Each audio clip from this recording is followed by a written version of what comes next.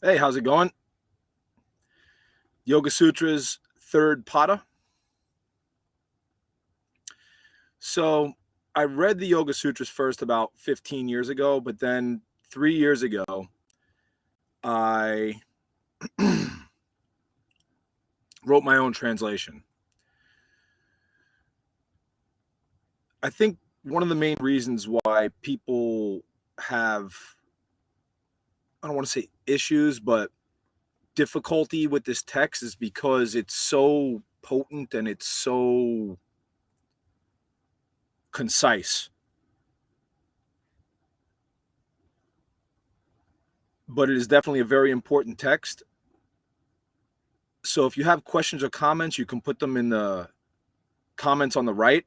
This is an interactive study, so I welcome people to bring their own translations and ask questions. If you've never read the Yoga Sutras before, or if this is your first time being exposed to them, some of the terms are yogic, so some of them are Sanskrit,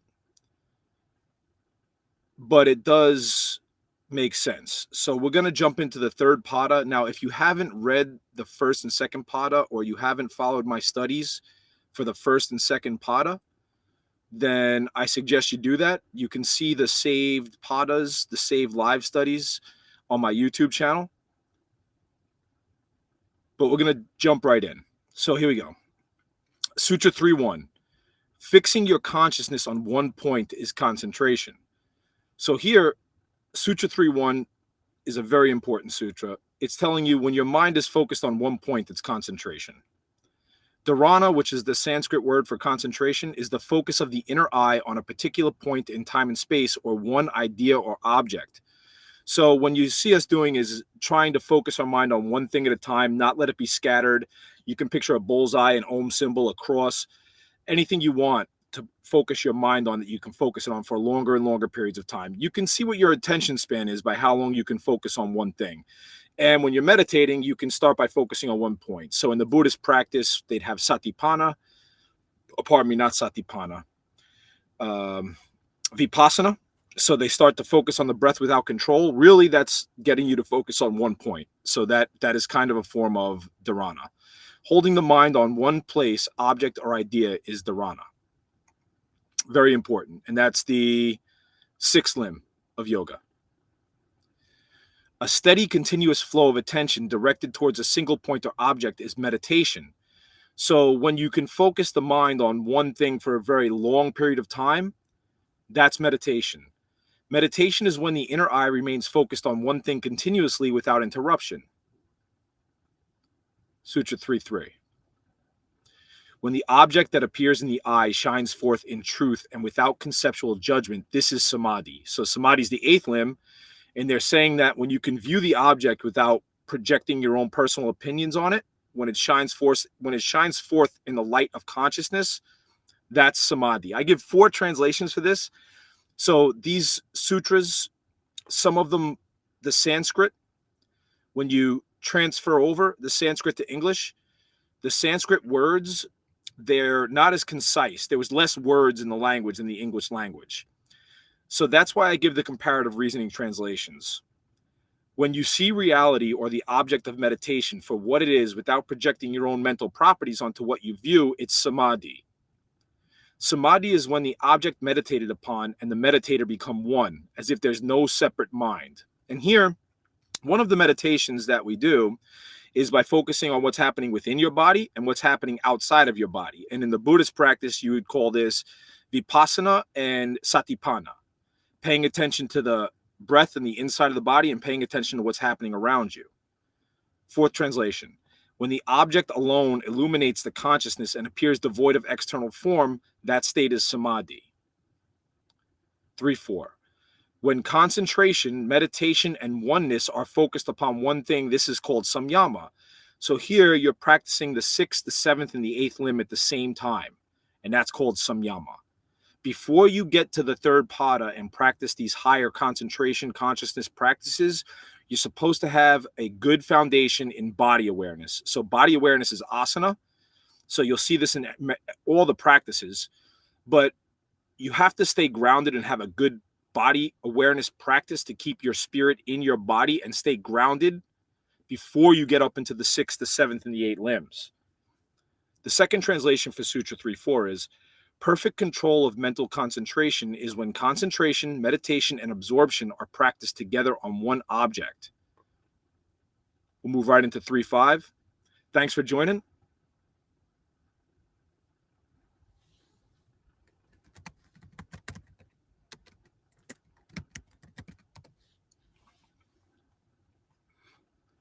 Sutra 3.5.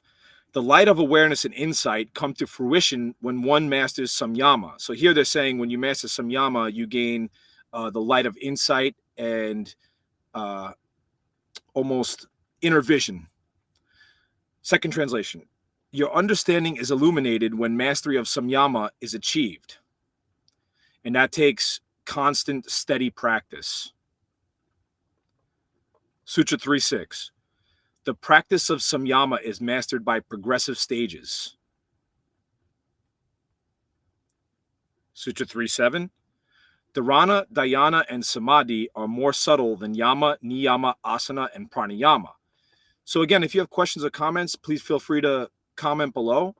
But here, by the time you get to the third pada, you're supposed to understand the first 4 limbs. The moral and ethical codes, the body awareness and body steadiness and strength of body, the breath awareness and breath control, and that's it. Because then, pratyahara is the 4th limb, sense withdrawal. But you're supposed to practice the first 4 limbs first. Really, you can go into any limb, but it's recommended that you don't get into your breath control or your breath work until you have asana, because you can cause harm to the body. This in Qigong, they do this too. Like if you're stressed out and doing your breathing practices, it can actually harm the chemistry within the body more, and that would bring us into internal alchemy and those subjects. We'll do the third translation. Concentration, stillness, and absorption are more internal than the moral codes, observances, body awarenesses, breath awareness, and turning inward of the senses. Sutra 3.8. Nirbija Samadhi is even more subtle than samyama. So here we're getting into the goal of yoga, Nirbija Samadhi. So the first levels of samadhi, they all have seeds. You're concentrating on something. It's coming from an intellectual understanding. But in Nirbija Samadhi, you've completely and totally let go of all your attachments. Second translation. Compared to seedless samadhi, even samyama is external. Samyama is grosser compared to pure awareness. So here there's a lot of questions. It's pure awareness. It's consciousness itself. It's just the awareness without judgment. Sutra 3.9. Studying the silent movements between rising and falling subliminal impressions transforms the consciousness towards restraint. I really like this sutra. So when you're paying attention to your rising and your falling impressions, and you pay attention to the moments in between, that lead you towards restraint. Second translation. Suppressive efforts make the mental impressions which normally arise disappear. This new condition of mind is Nirodha Parinama. So Nirodha means the cessation. So it's the cessation of the fluctuations of the mind. And in the first pada, Yoga Chitta Vritti Nirodha, they go into yoga is the cessation of the fluctuations of the mind. Third translation. Overpowering the latent impressions as they arise brings about a change in the mind. This new condition of mind occurs at the moment when the movements is restrained. This is called Nirodha Parinama. Sutra 3.10. Restraining the rising impressions gives birth to an undisturbed flow of tranquility. So when you can stop the new impressions from arising in the mind, there's a flow of peace and tranquility.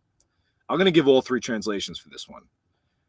Through continued practice, the flow of Nirodha Parinama becomes steady. Third translation. When restraining the impressions becomes a habit, a calm flow arises. Sutra 3.11. When you weaken scattered attention and increase one-pointed attention, you begin transformation towards samadhi. So here you'll notice, especially for the monks, people who are really into their spiritual practice, they do one thing at a time. When they're washing their laundry, they're washing their laundry. When they're reading. They don't have a book in their hand and a television on and the radio on at the same time. They're always doing one thing at a time. I actually did my laundry in silence for like 2 months one time to develop this. Second translation, when the mind is no longer distracted by worldly affairs or objects and the consciousness focuses on one thing, this is called samadhi parinama. Third translation, the transformation of consciousness towards samadhi occurs when the scattered mind states subside and one-pointed mind states arise. 312. One-pointed consciousness emerges when rising and falling thought processes are in balance. Constant vigilant awareness that goes from one-pointed awareness to no-pointed attentiveness is ekagrata parinama. I'll give the second translation for this. When the subsiding past image and the rising present image are identical, there is ekagrata parinama. That one's important. Recitation of the sutras is what both the Buddha and Patanjali say. It says it in both texts, the Dhammapada and the Yoga Sutras, that you're supposed to recite the sutras. The Buddha says actually degrading of spiritual practice is failure to recite the sutras. That's why I'm holding the study. Not only do I get to share them with you guys, the people who are new, but I get to study them myself. And I've read these sutras a bunch of times now. I lost count. Sutra 313. By mastery of Nirodha, Samadhi, and Ekagrata, the spiritual practitioner undergoes a metamorphosis that affects the elements, organs, senses, body, and mind, bringing one to a stable conscious state. Now, this is important, and this is another reason why I like the Yoga Sutras, and I find the Yoga Sutras superior, because they're telling you right here that it actually affects the elements, the organs, the senses, the body, and mind. And the Yoga Sutras gets into the elements. The Dhammapada, not so much. Sutra 314. The background essence stays the same in all states. This is another one. Some of these sutras are more important than others. Some of them are outdated, but the ones that are really, really important, I usually emphasize. This is another one that's important. Second translation, the substrata is what continues to exist and maintain its characteristics through rising, manifest, and subsiding states. The third translation for this, the nature of consciousness stays the same in the past, present, and future. You're supposed to take it in, know it word for word, but embody the sutra's essence. The Buddha says you're supposed to make an island for which nothing can disturb, an island for yourself that nothing can disturb. And when you're taking in these sutras, when you're feeding your mind these sutras, it's extremely important because what you feed your mind stays. But as soon as you understand the essence of it, you're not supposed to lose its essence anymore. He also says you're supposed to be able to recite them forwards and backwards, word for word. 315. The difference in the order of events creates different transformations in mind and objects. Second translation. Progressive sequential changes cause distinct changes in the stages of evolution. Third translation. Succession of these different phases causes particular changes in the consciousness. Again, and that goes right into what I'm saying. If you put on a scary movie that's filled with junk, you're feeding your mind, your soul, and your spirit junk. If you feed your mind, your spirit, and your soul these sutras, you undergo changes which evolve you. 316. By samyama on the three kinds of mental transformations, knowledge of the past and the future can be seen in the inner eye.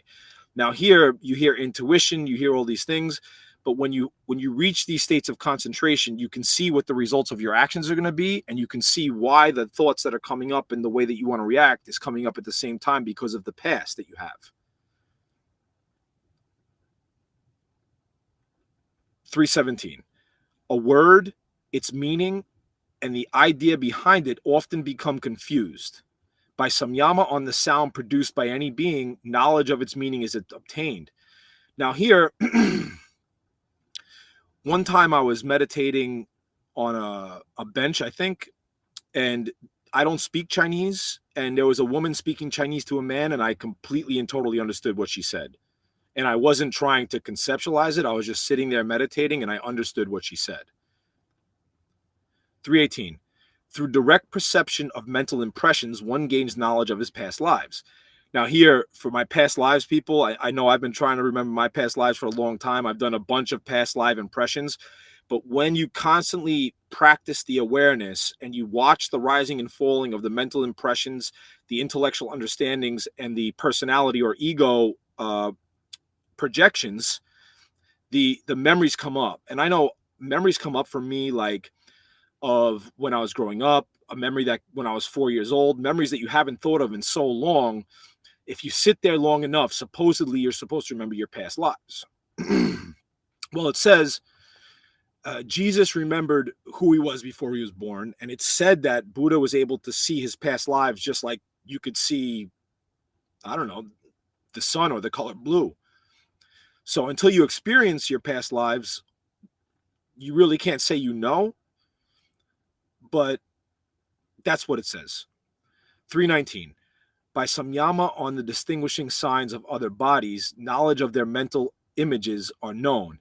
Now, here, I've done a lot of things where you read body language, but when you are in this state, you can read people's thoughts by looking at their body. Second translation. One can know the thoughts of others through samyama on ideas. You ever look at somebody and that little bubble comes up over their head? You know what they're thinking? Sutra 320. A yogi who has mastered samyama is able to see beyond the physical and into the more subtle aspects of objects and ideas focused upon. Now, here they start getting into some of the spiritual powers of yoga. By samyama on the body's energetic realms, one gains the ability to intercept the light before it reaches the eyes of onlookers, thus making oneself invisible. Now, this is kind of funny because wherever I was going, people were like staring at me. I don't know if it's because I'm kind of well known or just my energy and I was shining in light. But when I was walking into and out of supermarkets, I was consciously taking the light and not letting it reflect off my body, and it worked. Nobody looked at me. So this one actually works. 322. Through samyama on the subtle realms, one can manipulate the flow of the energies perceived by the senses. I'll give the second translation for this. By focusing on the various realms of energy, one may also acquire the ability to arrest sound, smell, taste, form, and touch. I never was able to do these, but I was able to do the light. I was able to stop the light from reflecting off my body. 323. The effects of actions are immediately manifesting or slowly manifesting. By samyama on your actions, you will know what fruits they will bear. You will learn the exact time of your death. Now here, this is what I mean by knowing what the results of your actions are going to be. And when you have restraint and when you see how destructive your words can be or how destructive your emotions can be, and you start to see how your actions are affecting your life and you start to realize I'd better not do anything that makes any more bad karma. When you're in this state, you can see if I do this, this is going to happen. And the Buddha calls this skillful action. So the Buddha teaches skillful action. Your actions have a result and you want to have skillful action so that you have the results that you want. 324. By perfecting kindness and virtue towards all beings, one gains moral and emotional strength. Sutra 325. When one does samyama on a creature and the qualities it possesses, one acquires that creature's ability. Now this, in my art form, which is majestic energy and union practice, Raja Yogang, there's actually a meditation where you have the animals and you meditate on certain animals, and when you meditate on them, you take in their abilities, the strength of the elephant, the grace of the gazelle. So this is another one that's very good. By viewing things in the light of his inner eye, the yogi can know anything about whatever he does samyama upon. Now here, this is 2,600 years ago they wrote this text, but now you have astral viewing, astral travel. So this is the beginning of astral viewing. This is the 2,600 years ago astral viewing right here. You can focus your mind on. I'm doing the Eiffel Tower right now. I can see the Eiffel Tower. I can see the people around it. So whatever you focus your mind upon, you gain an inner knowing on it. But I think they're talking also about physical objects too, like being able to see the atoms and things like that. Sutra 327. One gains knowledge of the solar system through samyama on the sun. See, now the next sutras here, these are outdated. They're completely unnecessary. I think. I mean, I guess they're kind of necessary, but now we're taught in school through science. They know so much about the solar system. This is 2,600 years ago. They didn't have the solar system mapped out. They didn't have the galaxies and the universe with the Hubble space scope. So the next sutras are kind of like null and void. Sutra 328. Through Samyama on the moon, one learns the stars and constellations. 329. Samyama on the pole star, one knows the course of destiny. This one's a little different. Sutra 330. By Samyama on the navel. Okay, so now here, this is another. These are very important. Sutra 330. By Samyama on the navel, you acquire knowledge of the inner workings of the body. Now, this is extremely important, especially I'm into internal alchemy. I'm a high-level internal alchemist. So the more you gain an inner understanding on your inner universe and your inner body, the better off that you are, because your health is good. And without your health, you can't meditate, you can't reach nirvana, you can't reach samadhi, you can't reach enlightenment. You have anxiety, you have issues. So the more you know about the inner workings of the body, the better. And by focusing on the navel, you acquire knowledge of the inner works of the body. I give two translations for this. The constituents of one's body are known through samyama on the navel plexus. Now, the soul for me sits in the first and second chakra and in the soles of the feet. So when we're doing our body practice and our grounding practice, we're really focusing on the soles of the feet and on the first two chakras to keep the soul, the spirit in the body, to keep the spirit locked in the body. So here, by focusing on this, you gain knowledge of the inner constituents of the body. And there's depths to it. The more you know, the better. We can get into internal alchemy and subjects like that. I have some internal alchemy quotes on my Facebook page if you guys are interested in that type of stuff. So I do teach the internal alchemy. My internal alchemy is pretty good. I'm pretty advanced. I've been doing internal alchemy for about 4 or 5 years now. Sutra 331. By samyama on the pit of the throat, one is able to overcome hunger and thirst. Now, this is another reason why I'm repeating these. Because you're supposed to meditate at night. You're not supposed to eat at night. And when you eat too much, the body's turning food into flesh. You don't get the spiritual and mental processes that you get when you're fasting. So one of the things that you can do is focus on the pit of the throat, and that helps you to overcome your hunger and your thirst. The second translation, the cessation of hunger and thirst is achieved through samyama on the pit of the throat. So again, another important sutra. 332, one can attain the motionlessness in a meditative posture by samyama on the space 1 inch down and 1/2 inch inside from where the two collarbones connect to the breastplate. Now here, guys, when I translate this, I was having issues on finding where the karma nadi is, and there's not much. If you look it up and if you look in the text, there's really not much written on the karma nadi. So when I was researching this to write this book, it took a lot of research to kind of find where it was, and I had to use a little bit of insight. But the karma nadi is 1 inch down and 1/2 inch inside from where the two collarbones connect. So it's right about there. And you can definitely feel the nadi if you focus on it. Second translation, by samyama on the karma nadi, a subtle tortoise-shaped tube at the pit of the throat, one can make their minds firm, sturdy, and steady. Now here you have here's the head of the tortoise, and it kind of bulbs out like that. Sutra 333. Through samyama on the light at the crown of the head, one attains holy vision. Now this one here, not many people look at the sky. And in the Catholic days, you would have the monks would have the shave off the top of their head. The Buddhist monks shave their head. That's so they can pay attention onto the space at the top of the crown of the head. And when you look into the sky, if you look long enough, you can see the deities, the angels, whatever you want to call them, the higher beings. You can see them. Not many people are looking up at the sky, but when you pay attention to the crown of the head, you gain holy vision. What does that mean? I give 3 translations for this.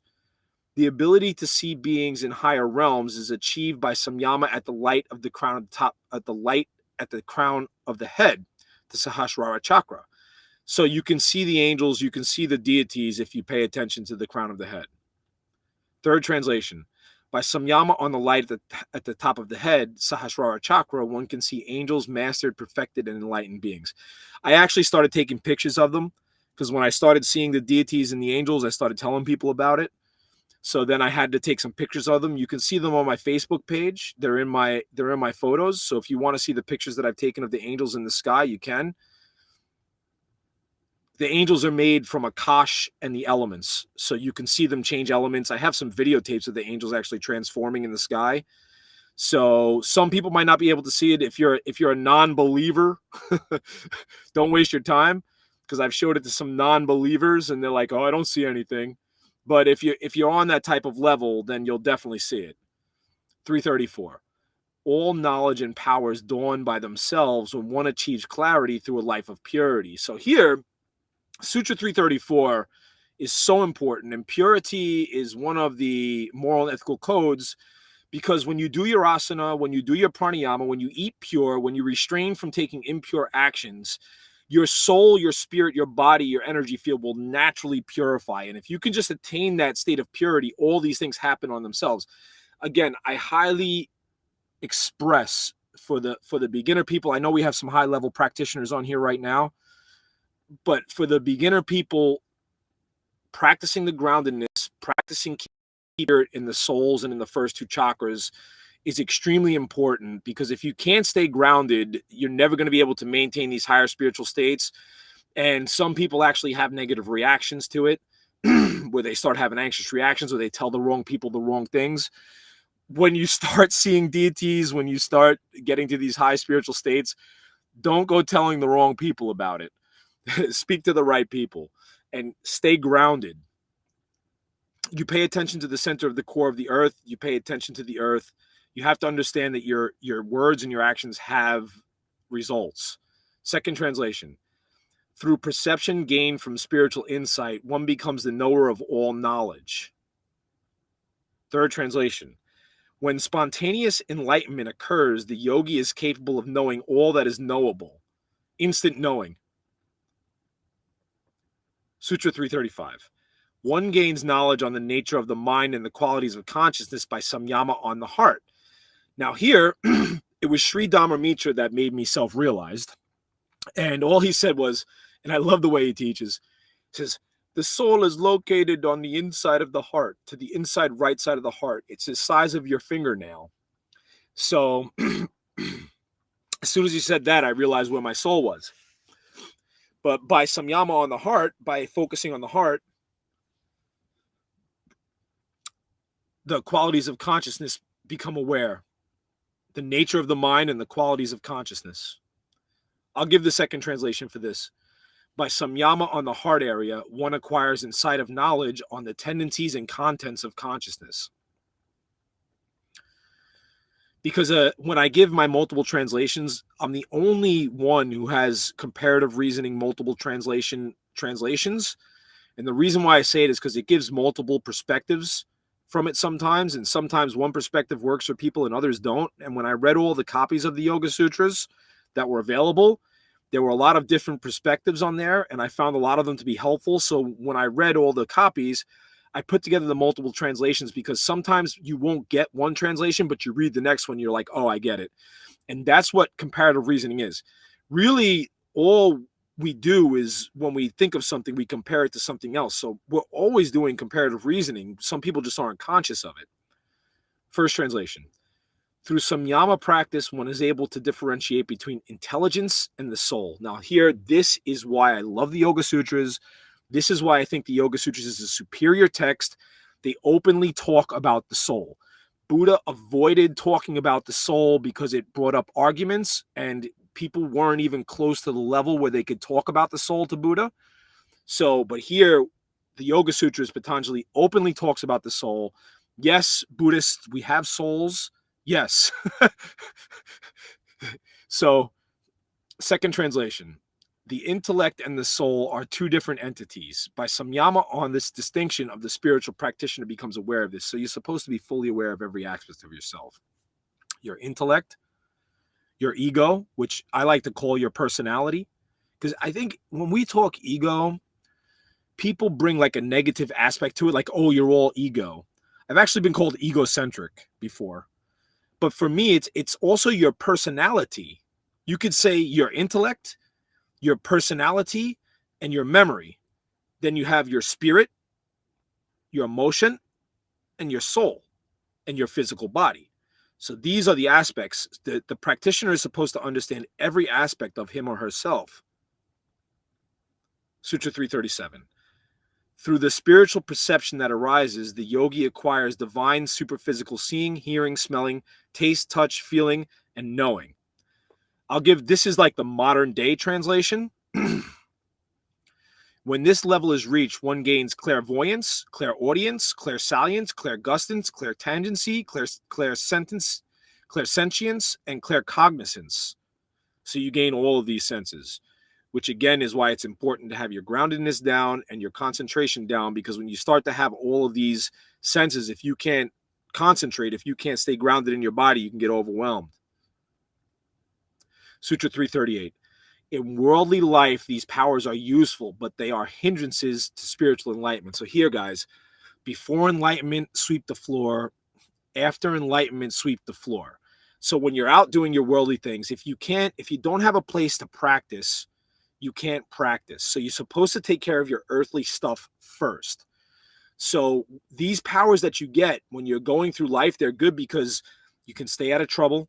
You can stay one step ahead of people who cause trouble. You can have skillful action. But when you're meditating, if you become attached to them, if you say, oh, I have clairaudience, I'm going to use it to gamble, or, oh, I have clairtendency, I'm going to use it to make money off people, it keeps you from spiritual enlightenment because it'll keep you entangled in samsara. 339. When you are free from earthly attachments and have a full understanding of the workings of the brain, it is possible to will your consciousness into another's body. I'm just going to read the first translation for that. My practice is focused more on attaining nirbija samadhi and final nirvana than it is to get spiritual powers. 340. One may levitate over water, swamps, and thorns through mastery over the upward air current, Udana nerve current.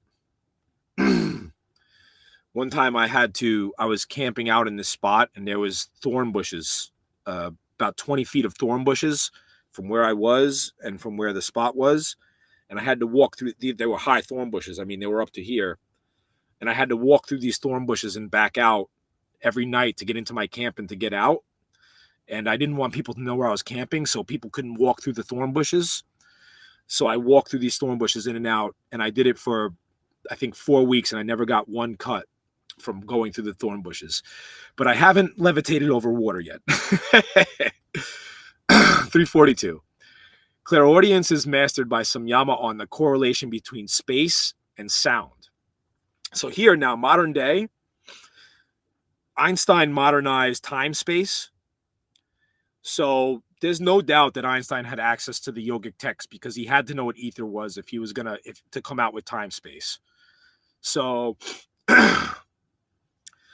space and sound, when you have ether, you have the ether. The ether has space, but it's not space. Space isn't just static. Ether bends. When I speak, it vibrates through the ether. So when you understand ether and space and how sound works, you can understand anything that anything's saying. And I've been doing animal communication for 14 years now, so I can understand what animals say to me as plain as day. When I'm sitting there and the birds chirping to me, I understand exactly what they're saying. So this clairaudience, 343. One becomes as light as a cotton fiber and is able to travel through space by samyama on the relationship of the body and ether.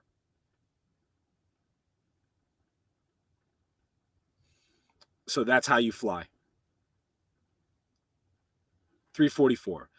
The veil covering illuminated wisdom is destroyed by samyama on the correlation of the consciousness inside and outside of the body. All right. I just said this before. In Buddhist, you have satipana and vipassana. Satipana is focusing on the breath, but it really gets you to focus here at first. But you just pay attention to the ingoing and outgoing breath. Satipana is paying attention to all sensation, and you're supposed to combine the both. But when you master paying attention to what's happening inside of you and paying attention to what's happening outside of you, you get the veil covering illuminated wisdom is destroyed. Sutra 345. By samyama on the elements, their mass, gross form, subtle form, interrelationships, and functions, mastery over them is gained. So that's how you gain mastery over the elements. I have an element practice. I'm not great at it, but I'm okay. I can manipulate the elements inside my body a lot better than outside of it. 346. Mastery of the 5 elements brings perfection of the body and leads to extraordinary powers. These powers include the ability to make oneself small and to resist outside forces. Sadhguru is the one who told me one of the reasons why the Buddha was worshipped is because he had mastery over the elements. I've had some instances where I went out and I was so charged up from meditating to where I was affecting the weather or the wind. One time I was walking through a flea market, and I stopped at this thing and I was getting angry. As I was getting, I got so angry that I was trying to control my temper, but the tent started flying. And when I started the walk, it was sunny. It was beautiful, windless, sunny, perfect day. 40 yards later and 10 minutes later, the wind right in front of me was 60 miles an hour. To give you an idea. 347. Beauty of form, grace, strength, compactness, and the qualities of a diamond constitute bodily perfection. 348. Mastery over the sense organs is attained through samyama on the interrelationship of sense perception, objects of perception, and the ego, sense of I consciousness. I'm going to read all 4 translations for this one, guys. By samyama on the conjunction of the process of knowing, the ego, and the unbiased reality of what's known, mastery of the senses is gained. 3rd translation. Through samyama upon the power of perception, the true unbiased nature of the object perceived, the 6th sense of mind, and the correlation of all the sense data, mastery of the senses is achieved. This sutra is important, and yeah, this is the quantum physics of yoga. 348. By insight gained on how the ego projects itself upon the cognitive functions of the brain, one can constrain the mind from projecting opinional self-centered views onto reality. Then one sees things for what they truly are. 349. By mastery over the senses of perception, the speed of one's body, senses, and mind match the speed of the soul, and the yogi gains control over the fundamental forces of physical existence.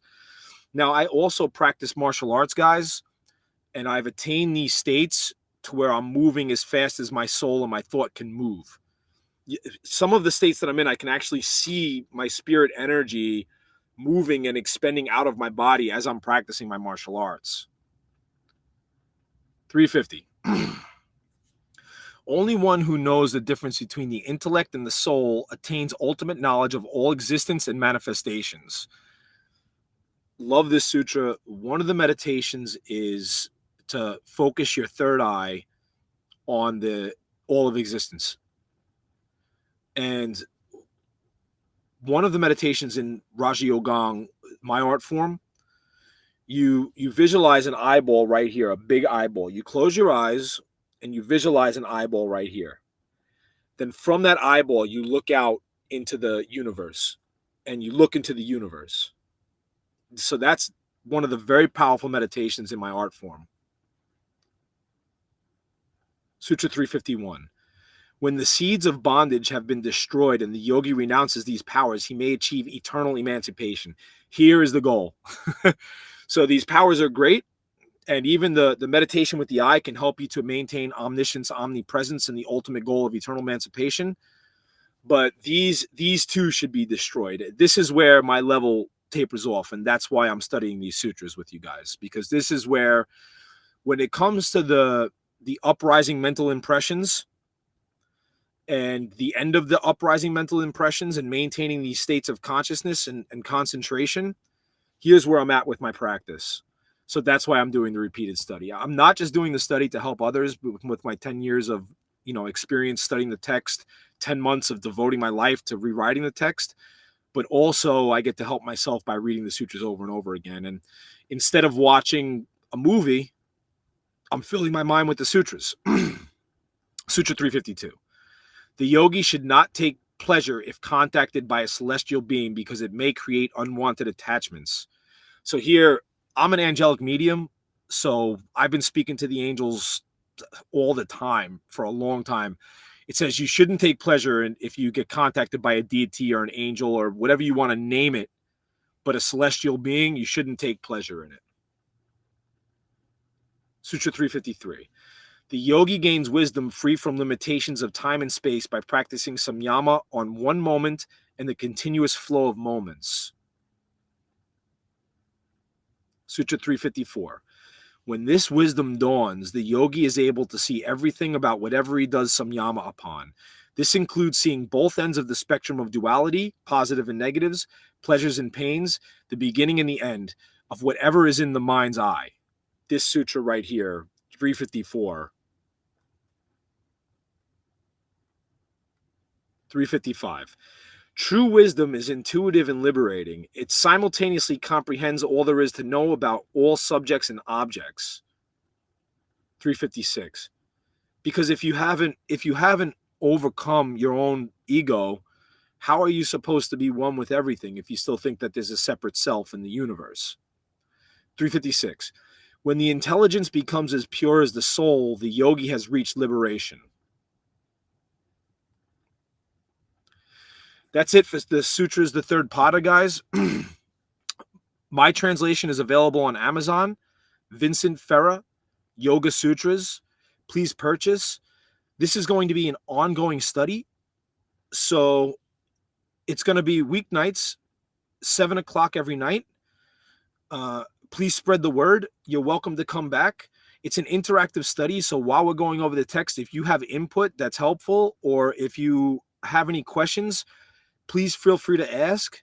Thanks so much for joining me, guys. I really appreciate it. The light within me recognizes the light within you. Be well.